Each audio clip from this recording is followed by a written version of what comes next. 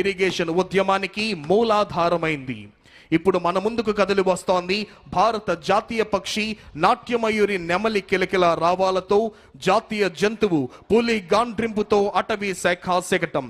సమృద్ధమైన అటవీ సంపద, విస్తారమైన సముద్ర తీర రేఖ, విభిన్న జీవ వైవిధ్యంతో ప్రకృతి పరంగా ఆంధ్రప్రదేశ్ రాష్ట్రం అపూర్వమైన స్థానం కలిగి ఉంది.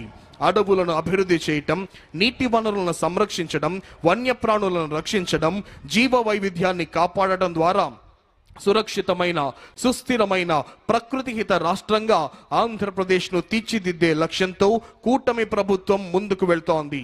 ఈ సమగ్ర దృష్టిలో పచ్చదనం, నీటి భద్రత, జీవ వైవిధ్యమే ప్రాధాన్యంగా నడుస్తోంది అటవీ శాఖ.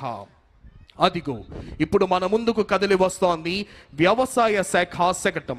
రైతుల ఆదాయాన్ని పెంచడం, వారి జీవన ప్రమాణాలను మెరుగుపరచడం, ఆహార భద్రతను కల్పించడం మరియు వాతావరణ మార్పులకు తట్టుకునే వ్యవసాయ పద్ధతులను ప్రోత్సహించడమే లక్ష్యంగా రైతు వ్యవసాయ సాంకేతికత ఫార్మర్ అగ్రిటెక్ను కూటమి ప్రభుత్వం ప్రోత్సహిస్తుంది.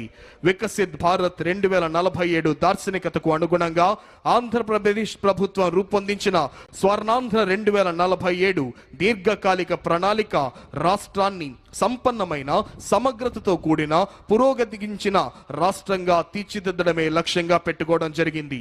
ఇందులో వ్యవసాయ శాఖకు సంబంధించిన ప్రధాన సూత్రం ఫార్మర్ అగ్రిటెక్, అంటే రైతును కేంద్ర బిందువుగా చేసుకొని సాంకేతికత ఆధారిత సుస్థిర వ్యవసాయ మార్పు, రైతు ఆదాయం పెంపు కోసం ప్రభుత్వం పంచసూత్రాలను ఇమిడి చేసింది. ఇప్పుడు మన ముందుకు కదిలి వస్తోంది ఆంధ్రప్రదేశ్ యొక్క మత్స్య శాఖ శకటం. Aqua hub of India, blue revolution వైపు మన ఆంధ్రప్రదేశ్ ప్రయాణం. కూటమి ప్రభుత్వం చేపట్టిన సుస్థిర మత్స్య పద్ధతులు, సముద్ర సంరక్షణ చర్యలు, ఆవిష్కరణాత్మక ఆక్వా వ్యవస్థలతో ఆంధ్రప్రదేశ్ భారతదేశానికే ఆదర్శంగా నిలుస్తోంది. ఆంధ్రప్రదేశ్ రాష్ట్రం దేశంలోనే ప్రముఖమైన ఆక్వా క్యాపిటల్ ఆఫ్ ఇండియా, మత్స్య సంపదలో అగ్రగామిగా రాష్ట్రంగా ఎదిగి భారతదేశంలో బ్లూ రెవల్యూషన్ కి మార్గదర్శకంగా నిలిచింది.